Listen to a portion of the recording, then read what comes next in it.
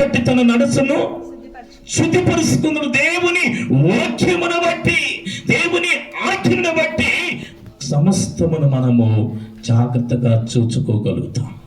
ఈరోజు బిడ్డలు మరి పెరుగుతున్నారంటే దానికని ఒక హద్దులు ఉన్నాయి. ఆ హద్దులలో బిడ్డలను పెంచేది నేర్చుకోవాలి.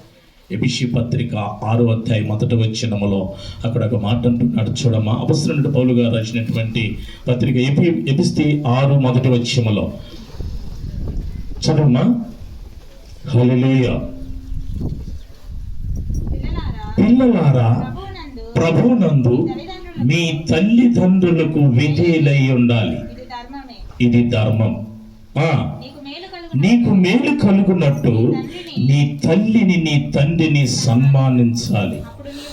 అప్పుడు నీవు భూమి మీద దీర్ఘాయుష్యవంతుడు వగుదువు. ఈ వాగ్దానములతో కూడినది ఆజ్ఞలను మొదటిది. దేవునికి మహిమ కలుగును గాక. అప్రియమైన దేవుని బిడ్డలారా, పిల్లలైనటువంటి మనకు దేవుడు ఎంత గొప్ప మాటలను, ఎంత అద్భుతమైనటువంటి మాటలను చెబుతున్నాడు. మొదటిగా తల్లిదండ్రుల పట్ల బిడ్డలు కూడా ఒక మంచి ప్రేమ కలిగినటువంటి ఉద్దేశము కలిగి ఉండాలి. అదేవిధంగా తండ్రులు కూడా ఒక మాట చెప్పినాడు, చదవండి. తండ్రులారా, మీ పిల్లలకు కోపము రేపక వారిని ప్రభు యొక్క శిక్షలోను బోధలోను మనం పెంచేది నేర్చుకోవాలి. ఏం నేర్చుకోవాలి? ఏదో మనము బిడ్డలు ఇచ్చిన దేవుడు వాళ్ళని ఎలా పెంచాలనేది కూడా దేవుని దగ్గర మనం ప్రభువుని అడగాల. ప్రభువా, ఇదిగో నాకు ఇచ్చిన గర్భఫలమును బట్టి నీకు వందనాలు, నాకు ఇచ్చినటువంటి బిడ్డలను బట్టి నీకు వందనాలు, నాకు ఇచ్చినటువంటి భర్తను బట్టి నీకు వందనాలు. ఈ బిడ్డలు ఎలా పెంచాలి ప్రభువా, నాకు నేర్పించమయ్యా. నాయన, నా బిడ్డల తోడు మీరుండండి. నా బిడ్డలకి మీ కృప, నీ కాపుదల దయచే నాయన. బిడ్డలు ఎక్కడ తిరుగుతున్న నీ యొక్క కృప దయచే.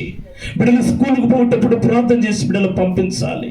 సాయంకాలం వచ్చినప్పుడు బిడ్డలు కూసిపెట్టుకొని ప్రార్థించాలి. అప్పుడు ఆ బిడ్డ చక్కగా ఆ మొక్క వెదుగుతుంది. హల్లెలూయా, హల్లెలూయా. నా ప్రియమైన దేవుని బిడ్డలారా, తండ్రులైనటువంటి మనకు ఎంత గొప్ప మాట. తండ్రులారా, మీ పిల్లలను శిక్షలోను బోధలోను వారిని పెంచేవారిగా ఉండాలి. కొంతమంది దేవుని బిడ్డలైనటువంటి మనము, కొంతమంది బయట మనం చూస్తున్నాం, బిడ్డలు ఎంత భయంకరంగా ఉంటున్నారు, తల్లుడు ఎంత భయంకరంగా ఉంటున్నారో, ఆ కుటుంబం ఎంత భయంకరంగా ఉంటుందో దానికి కారణము మనమే. ఒక్కై వంగనది మానై వంగదు. ఒక్కప్పుడే ఆ బిడ్డని మనం ఉంచాలి. ఈరోజు ఈ బిడ్డలు నాకు మందిరములో చాలా చక్కగా పాటలు పాడతారు. ఈ బిడ్డలు చాలా చక్కగా నాకు మంచి సందేశం, మరి చాలా బిడ్డలు నేను వచ్చినది మొదలుకొని బిడ్డను ఒక ప్రత్యేకంగా నేను చూస్తూ వస్తున్నాను. కానీ ఆ తల్లి కూడా చక్కగా పాడేటువంటి స్వరము దేవుడిచ్చాడు. ఎందుకంటే దైవజనుడటువంటి కడుపును పుట్టిన బిడ్డలు కాబట్టి అలాగా బిడ్డలను దేవుడు ఆశీర్వదిస్తాడు.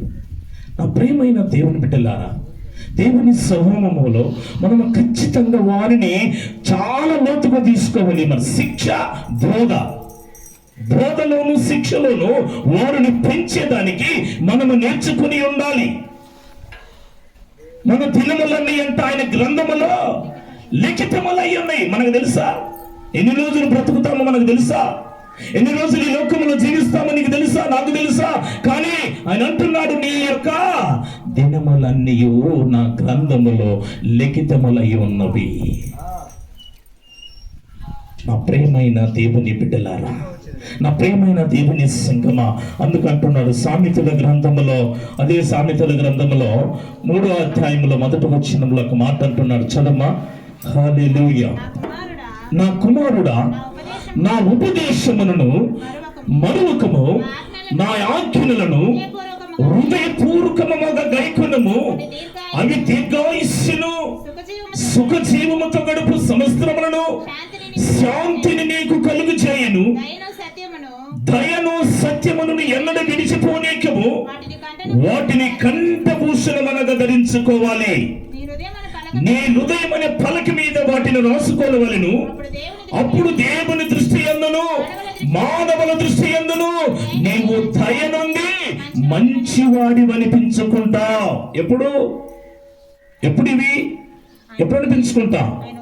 చెప్పండి నా ప్రేమైన దేవుని బిడ్డలారా, క్రైస్తవ సమాజంలో ఉన్నటువంటి మనము సంఘాలలో దేవుని వాక్యమును వింటున్నాం, సేవకులు బోధిస్తున్నారు, కానీ ఆయన వాక్యాన్ని అంగీకరించాలి. ఎంతటి వాడివైనా ఇది ఒక మాయలోకం అండి. లోకముల ఏదో మనం ఒక ఆర్థికంగా ఏదో ఒక జీవిస్తున్నాము, కానీ మరి తండ్రి గారు చెప్పినట్టు ఇది